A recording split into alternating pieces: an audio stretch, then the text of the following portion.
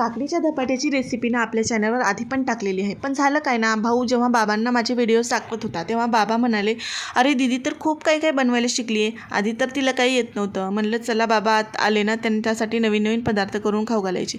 लग्नाच्या आधी आपण जास्त काही स्वयंपाक करत नाही, करतो तो पण थोडाफार आई नसेल तेव्हाच. पण लग्न झाल्यावर मात्र रोज बनवतो आणि ते पण वेगवेगळे पदार्थ. आणि यूट्यूब चॅनल जेव्हापासून चालू केले तेव्हापासून माझ्या घरच्यांना समजते की मी आज काय बनवलं, काय नाही, वेगवेगळ्या डिशेस कोणत्या येतात.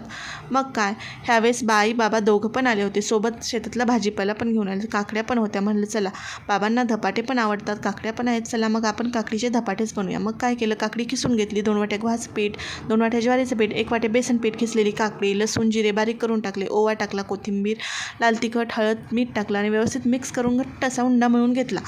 सुती कपडा पाण्यात बुजवला आणि त्यावर बारीक गोळे घेऊन ते पातळ असे थापून घेतले. त्याला थोडेसे छिद्र केले, तेल त्या तव्यावर टाकलं की खरपूस भाजण्यासाठी आणि हे कपड्यासहित तव्यावर टाकून घ्यायचं. एका साईडला मी धपाटे टाकले आणि दुसऱ्या साईडला आईने धपाटे भाजले. गरमागरम आम्ही बाबांना हे धपाटे वाढले. बाबांना हे काकडीचे धपाटे खूपच आवडले. त्यांनी ह्याआधी काकडीचे खाल्ले नव्हते धपाटे, मेथीचे, कद्दूचे असेच आमच्या घरी बनवतात, पण हे खूप टेस्टी लागत होते असं बाबा म्हणले. तुम्ही पण हे एकदा नक्की ट्राय करा. व्हिडिओ आवडल्यास लाईक, शेअर,